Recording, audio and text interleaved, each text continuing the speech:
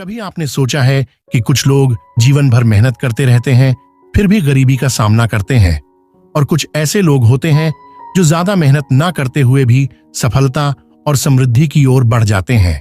क्या सच में किसी की किस्मत इतनी खराब होती है, या फिर कोई और कारण हमारी परिस्थिति के लिए जिम्मेदार होते हैं? नमस्कार दोस्तों, स्वागत है आपका एक और नए वीडियो में। तो चलिए शुरुआत करते हैं आज के वीडियो की।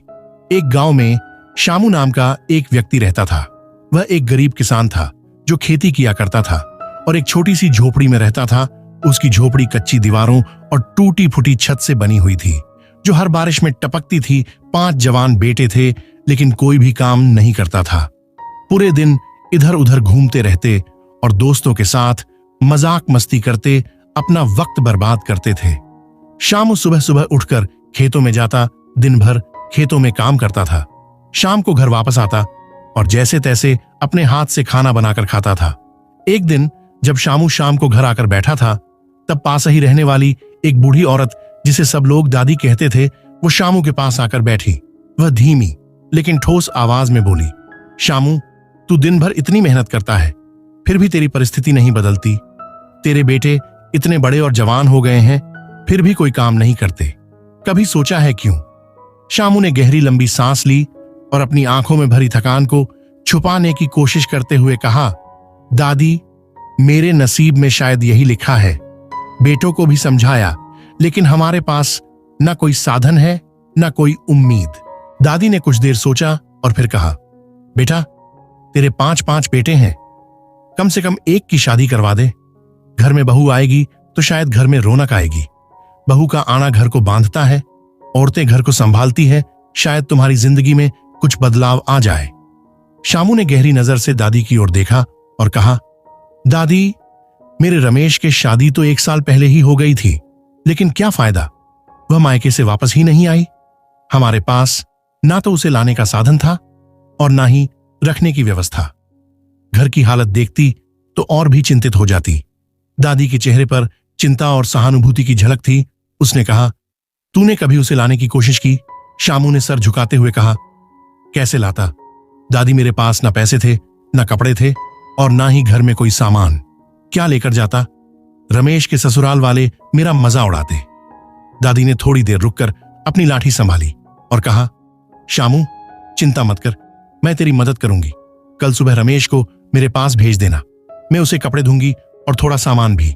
वह अपनी पत्नी को लाकर इस घर को नया जीवन दे सकता है। शामू की आंखों में नई उम्मीद जागी। वह बोला, दादी, तुम तो मेरे लिए भगवान से कम नहीं हो, लेकिन मेरी किस्मत को बदलना इतना आसान नहीं है। क्या वह लड़की इस हालत में इस घर में रह पाएगी? दादी ने मुस्कुराते हुए कहा, बेटा, किस्मत को मेहनत और समझदारी से बदला जा सकता है। तू रमेश को भेज दे, बाकी सब मैं संभाल लूंगी। बहू आएगी तो घर में रौनक जरूर आएगी, बस तू हिम्मत मत हार। शामू ने सिर हिलाया और दादी को धन्यवाद दिया और दादी अपनी लाठी संभालते हुए अपने घर चली गई। सुबह अपने बेटे रमेश को बुलाकर शामू ने बुलाकर सारी बात बता दी। रमेश पहले तो कुछ झिझका, लेकिन बाद में तैयार हो गया। वह अपनी पत्नी को लाने के लिए दादी से कपड़े और थोड़ा सा सामान लेने के लिए दादी के घर चला गया। रमेश, जो अक्सर अपने घर के गरीबी और संघर्ष को देखता था, वह आज कुछ अलग महसूस कर रहा था। उसने अपने पिता से सुना था कि बूढ़ी दादी ने उसे अपनी पत्नी को लाने के लिए कुछ कपड़े और सामान लेने के लिए बुलाया है, लेकिन रमेश का दिल थोड़ा सा घबरा रहा था। वह ये सोच रहा था कि क्या मेरी पत्नी इस घर में खुश रह पाएगी? क्या वह इस गरीबी को सह पाएगी? फिर उसने एक गहरी लंबी सांस ली और खुद से कहा कि मेरे पास और कोई विकल्प नहीं है। अगर मुझे अपने घर में रौनक लानी है तो मुझे यह कदम उठाना पड़ेगा। रमेश जल्दी जल्दी बूढ़ी दादी के घर पहुंचा। बूढ़ी दादी उससे बड़े स्नेह से मिली।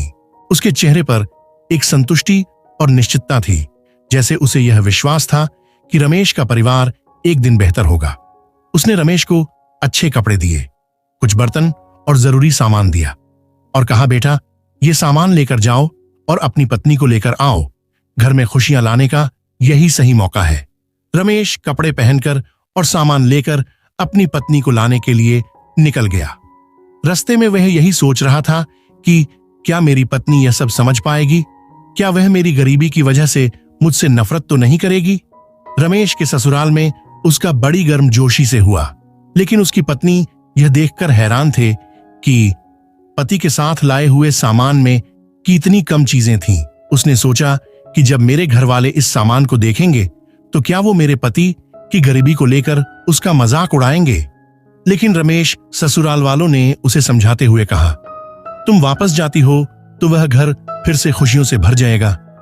इसमें सामान थोड़ा कम है, लेकिन हमारी खुशियां बहुत ज्यादा। 2 दिन ससुराल में बिताने के बाद रमेश अपनी पत्नी के साथ अपने घर वापस लौट आया। दोनों को एक नया विश्वास मिला था, लेकिन रमेश की पत्नी के मन में कई सारे सवाल थे।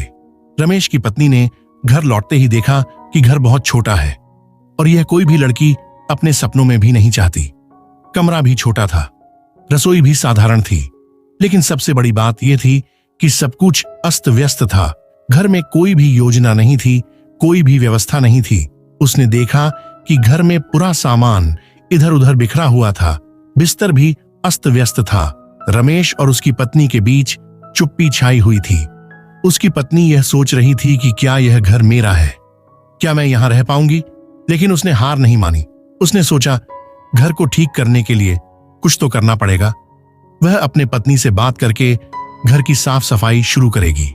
उसने धीरे धीरे घर के हर कोने को देखा, सफाई शुरू की और रसोई में बर्तन धोना शुरू कर दिया। जब रमेश शाम को वापस लौटा तो उसने देखा कि घर पूरी तरह बदल चुका है। बर्तन धोकर साफ सफाई करके हर चीज अपनी जगह पर रखी हुई है। घर के हर कोने में एक नई ऊर्जा महसूस हो रही थी।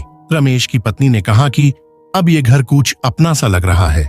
अगर हम सब मिलकर कुछ बदलाव लाएंगे तो ये घर हमें खुशियां देगा। रात को जब परिवार के सब लोग एक साथ बैठे थे, तब रमेश की पत्नी ने सबको एक जगह बुलाया और कहा, देखिए, हम सब मिलकर इस घर को संवार सकते हैं।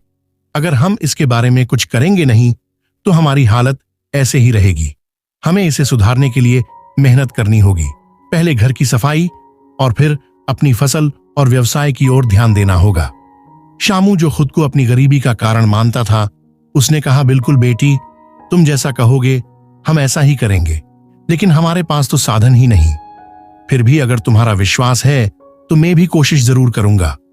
रमेश की पत्नी ने कहा, हमारे पास साधन नहीं है, लेकिन हम अपनी मेहनत और समझदारी से सब कुछ बदल सकते हैं। हमें यह याद रखना होगा कि सच्ची मेहनत कभी बेकार नहीं जाती। शामू की आंखों में आंसू थे। अगले दिन से रमेश और उसकी पत्नी ने घर के और खेत के हर काम में हिस्सा लेना शुरू किया। पहले उसने अपने भाइयों को बुलाया और उन्हें अपने साथ खेतों में काम करने के लिए प्रोत्साहित किया। पत्नी ने घर की सफाई को रोज की आदत बना लिया। घर का माहौल अब बदलने लगा था। रसोई में हर चीज व्यवस्थित होने लगी। अब बर्तन गंदे नहीं रहते थे और हर व्यक्ति अपने काम में व्यस्त रहता था। रमेश की पत्नी ने खेत में नई फसल लगाने का फैसला किया। कुछ दिन पहले शामू के पास एक छोटी सी जोत थी जिसमें ज्यादा फसल नहीं उगती थी, लेकिन अब उसने अपनी पुरानी आदतें बदल ली थी। कुछ महीनों में घर की स्थिति में बदल आना शुरू हो गया था। पहले जहां घर में गंदगी और उदासी का माहौल था, अब वहां सफाई और खुशहाली का माहौल था। खेतों में अब अच्छी फसल उगने लगी थी। रोटी जहां कम थी, अब भरपूर होती थी।